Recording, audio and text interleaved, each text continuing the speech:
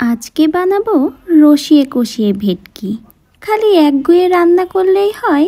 তাই তো আমাদের আজকের রেসিপি ভিন্ন ধরনের ও নতুন স্টাইলের রসিয়ে কষিয়ে ভেটকি। রান্নাটার নাম শুনে মজা পেলেন কিনা জানি না, তবে রান্নাটা কিন্তু বাটাবাটির ঝামেলায় নাই, তাই আমার কিন্তু অনেক ভালো লাগে। তবে আজকের এই রান্নাটা অনেক মজার। অনেক রকম ভেটকি মাছের রেসিপি তো খেলেন, এই রেসিপিটাও একদিন বানিয়ে খাবেন, কোনো অংশেই স্বাদ কিন্তু কম নাই। রেসিপিটা পারফেক্ট ও সহজভাবে করার জন্য ভিডিওর ভিতরে অনেক টিপস পেয়ে যাবেন। তাহলে চলুন দেখে নিই আমাদের আজকের রসিয়ে কষিয়ে ভেটকি রেসিপি। চুলায় একটা প্যান বসিয়ে গরম করে নিয়েছি, আর গরম প্যানে এখন পরিমাণ মতো সয়াবিন তেলটা গরম করে নিব। আজকের ভেটকি কিন্তু ভাজবো না, না ভেজেই রান্না করব। তেলটা কেন দিলাম সেটাও কিন্তু বলছি। তো আগেই বলেছি বাটাবাটির কোনো ঝামেলা নেই, তাই পেঁয়াজ রসুন একসাথেই কুচি করে দিয়েছি, আর দিয়েছি কিন্তু দুটো গোল গোল ডিম, আর এই হলো সেই ডিম, রসুনের ডিম। তো দুটো গোল রসুনের ডিমও দিয়ে দিয়েছি, আর সাথে কিন্তু আমি 3টা রসুন আর বড় সাইজের একটা পেঁয়াজ কুচি করে দিয়েছি। এটাই কিন্তু এখন ভাজবো বলতে ভালো করেই ভাজবো, একেবারে বাদামি বাদামি হবে। তো পেঁয়াজটা এদিকে ভাজা হতে থাকুক, আর ভেটকিটাও রেডি করে নিই। এই হলো আমাদের আজকের ভেটকি। তো ভেটকি আজকে ভাজবো না বলেই দিলাম, কিন্তু ভেটকির গায়ে তো মশলা মাখাতে হবে, তো মশলাটাও মাখিয়ে নিচ্ছি। কি মশলা মাখাবো অবশ্যই কিন্তু খেয়াল করে দেখবেন, না হলে কিন্তু ভুলে যেতে পারেন। তো এর জন্য ভেটকি মাছগুলো নামিয়ে সেই একই বাটিতে মশলাটা রেডি করে নিচ্ছি। প্রথমেই মশলার জন্য দিয়ে দিচ্ছি হলুদ গুঁড়া আধা চা চামচের মতো, শুকনা লাল ঝালের গুঁড়া আধা চা চামচের মতো। ঝালটা যেমন পছন্দ করবেন সেটা বুঝিয়ে দিবেন, বরাবরের মতোই বলে রাখলাম। আর দিচ্ছি লবণটা স্বাদ মতো দিবেন। আর দিয়েছি আধা চা চামচের মতো ধনিয়া গুঁড়া ও আধা চা চামচের কিছুটা কম জিরা গুঁড়া। ব্যাস, নর্মাল মশলাগুলো দেওয়া হয়ে গেছে। একদম বেসিকভাবে ম্যারিনেশন খুব ভালো করে মিশিয়ে নিয়েছি।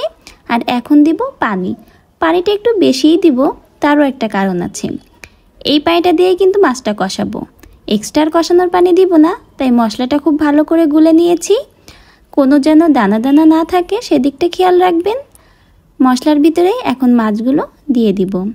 ভেটকি মাছটা এখন মশলার ভিতরে ভালো করে নাড়িয়ে চাড়িয়ে চুবিয়ে নিব, যাতে ভেটকি মাছের গায়ে ভালো করে মশলাটা মিশে যায়। মশলার ভিতরে মাছগুলো চোবানো হয়ে গেলে কিছুটা সময় এভাবেই রেখে দিব, মাছগুলো একটু রেস্ট নিতে থাক। তার ভিতরে আমি যে মশলাটা ভাজতে দিয়েছিলাম সেটাই কিন্তু চেক করে নিচ্ছি।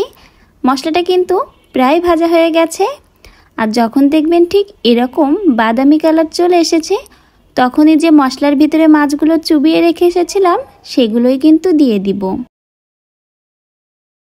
ব্যাস, মাছগুলো দেয়া হয়ে গেছে। এখন মশলার বাটিতে কিন্তু একটু মশলা লাগানোও ছিল, সেটাও কিন্তু ধুয়ে দিচ্ছি।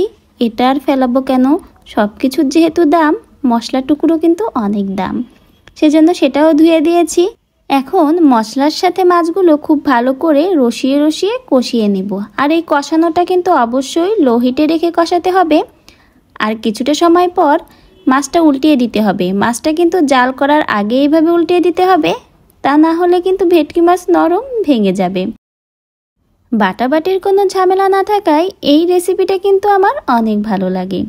এখন একটা দারুচিনি এবং একটা তেজপাতা দিয়েছি, আগেই দেওয়ার কথা ছিল কিন্তু কথার মাঝে ভুলেই গেছি। তো এখন আবারও সময় নিয়ে কষিয়ে নিচ্ছি। মশলা ও মাছটা যখন কষাতে দেখবেন একেবারে তেলটা ছেড়ে দিয়েছে, মানে মশলার গায়ে আর মাছের গায়ে কোনো তেলই নাই, তখনই বুঝবেন কষানোটা আপনাদের পারফেক্ট হয়েছে। এখন দিব ঝোলের পানি। যেহেতু রসিয়ে কষিয়েছি, সেক্ষেত্রে আর খুব বেশি ঝোলের পানি দিব না, খুবই অল্প আধা মগ পরিমাণ ঝোলের পানি অ্যাড করে দিয়েছি। আর কালারটা তো দেখতেই পাচ্ছেন কতটা সুন্দর এসেছে। এখন কিন্তু জাল করে নেওয়ার পালা। তো জালটা আমি মিডিয়াম হিটে রেখেই রান্না করব, আরও 5 থেকে 6 মিনিটের মতো। ঢাকনা দিয়ে মাছটা সেদ্ধ করতে বসিয়ে দিয়েছি। চলে এলাম ঠিক 5-6 মিনিট পরেই। এখন মাছের নিচের দিকটা যেন পুড়ে না যায় আর মশলাটা ধরে না যায়, সেজন্য কিন্তু আলতো হাতে একটু নাড়িয়ে দিচ্ছি।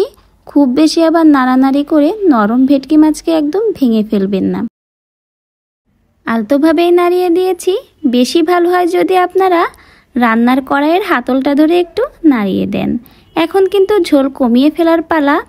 খুবই অল্প জাল দিয়ে কিন্তু বাকি যে ঝোলটা ছিল সেটাও কমিয়ে নিয়ে একেবারেই কিন্তু কষা কষা তেল করে ফেলেছি। এজন্যই কিন্তু এই রেসিপিটার নাম রসিয়ে কষিয়ে ভেটকি। এর থেকে আর ঝোল কমাবো না, ঝোল তো নেই, হালকা একটু তেলের ঝোল আছে, এটাই রেখে দেব। আমার কিন্তু অনেক ভালো লাগে রেসিপিটা। একঘেয়ে রেসিপি খেতে খেতে যখন আর ভালো লাগে না, তখন কিন্তু বাটাবাটির ঝামেলা ছাড়াই এই রেসিপিটাই বানিয়ে নিতে পারেন।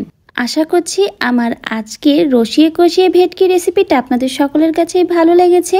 তো ভালো লাগলে আর দেরি কেন, অবশ্যই ভিডিওটা লাইক করে দিবেন, শেয়ার করবেন আপনার পরিবার বন্ধু সকলের কাছে। এছাড়াও নতুন হলে আর এরকমের নতুন রেসিপি দেখতে চাইলে আপনি কিন্তু আমার চ্যানেলটিকে সাবস্ক্রাইব করে পাশে থাকতে পারেন। তাহলে এরকম ইন্টারেস্টিং ও নতুন ভিডিও আপনি সাথে সাথেই পেয়ে যাবেন আমার চ্যানেলে এসে।